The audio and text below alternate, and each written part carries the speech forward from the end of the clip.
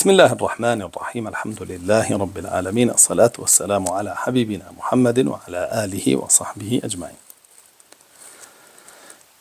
یەکێکی تر لە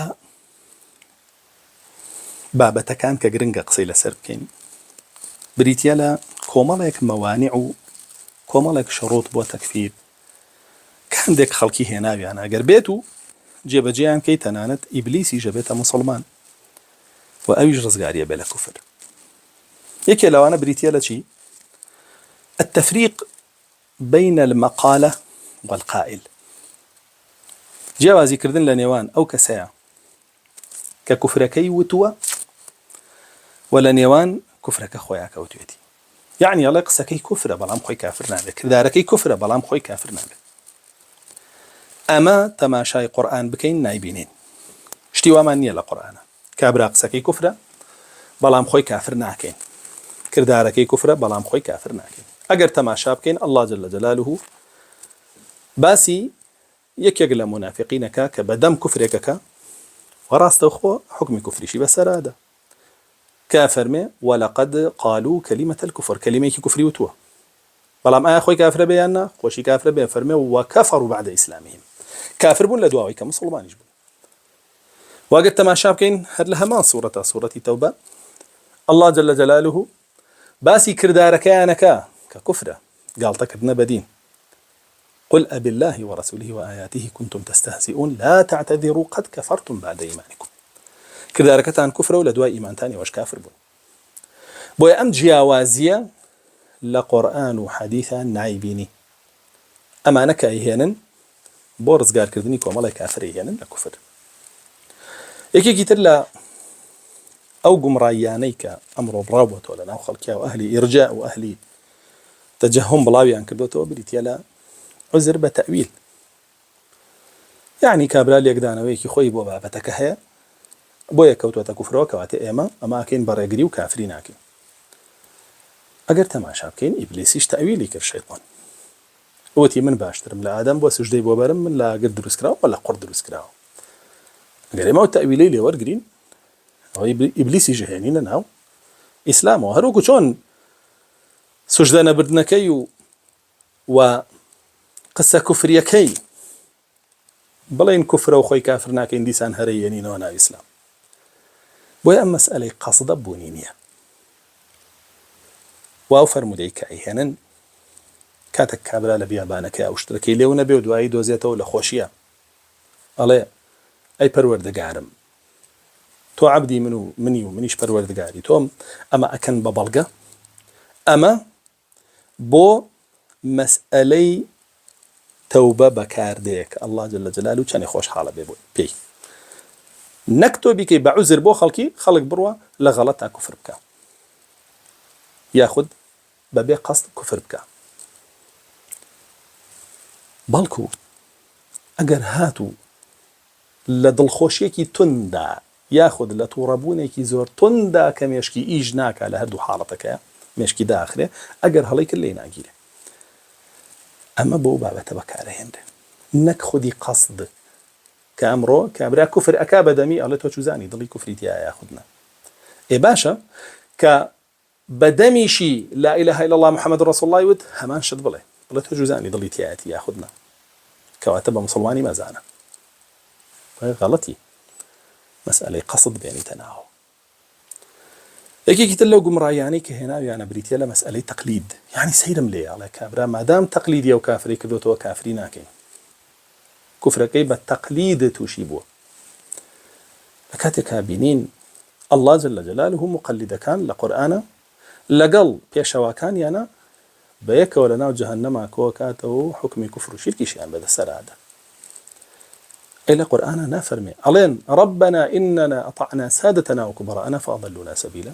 هي پروردگار من إما بقسي سر جورا كان مان كدو مقلدي أوان بين شوين كوتي أوان بين هي كوارس جاري أنا به نخير هردو لا أجرام إنه أي نافرمي ولو ترى إذ الظالمون موقوفون عند ربهم يرجع بعضهم إلى بعض القول تاكو تاي كان لسوري سباء برود بيخو إنه كافر كان لبردم الله جل جلاله أو استيانرينو قصة بيكتري ألين شوين كوتا كان يعني كتقليديان كردون ألين بل مكر الليل والنهار إذ تأمرنا أن نكفر بالله ونجعل له أندادا.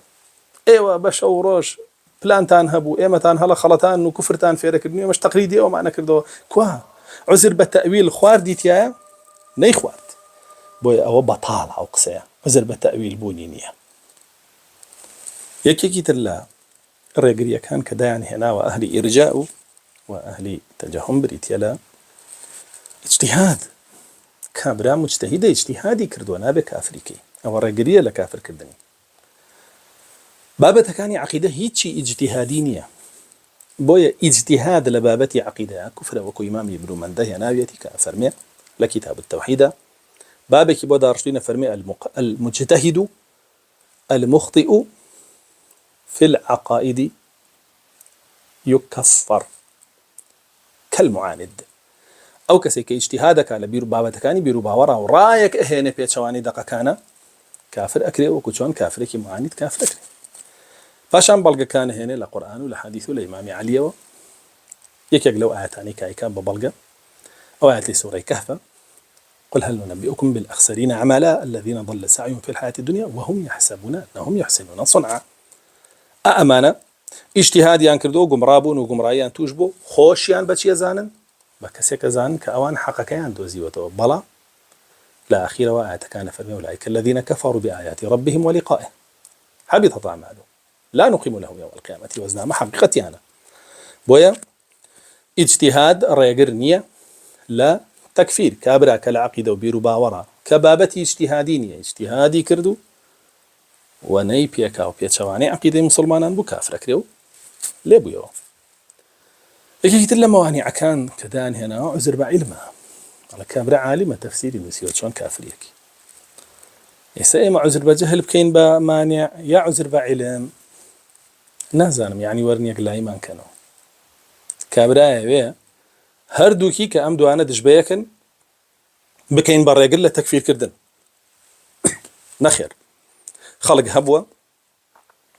هبوة صحابي رسول الله صلى الله عليه وسلم ورقراوة مرتد بوتوا ككاتبي وحي جبوه كافر كراو لصحابيتيش كراوة تدروا نخير خلق هبوة تفسيري نسيوه لمعتزلة كان كسي صد برقبوه كافر كراوة للآن إمام أحمد الإسلامي شغل دراوة تدروا بويا زانستو زانياري ككفر تكرد الرقرنية لو يكافر كري بلكو خراب تر كافر كري چونك تولا قال علمي شا كفر تكردو اكي كتر لا الرقرية كان كهنا بيانا بريت يلا شبهة على شبهي هي وكافرين هكين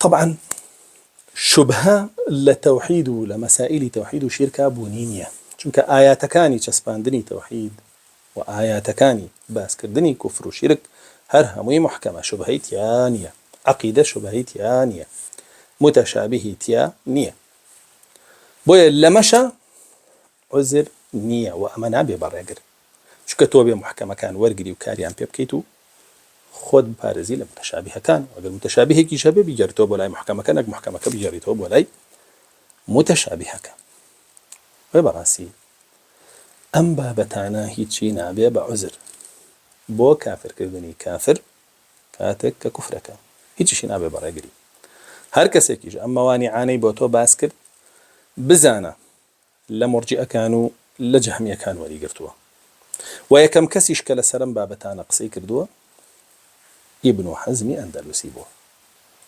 كان يبكاو وحالي كردوا والحمد لله رب العالمين.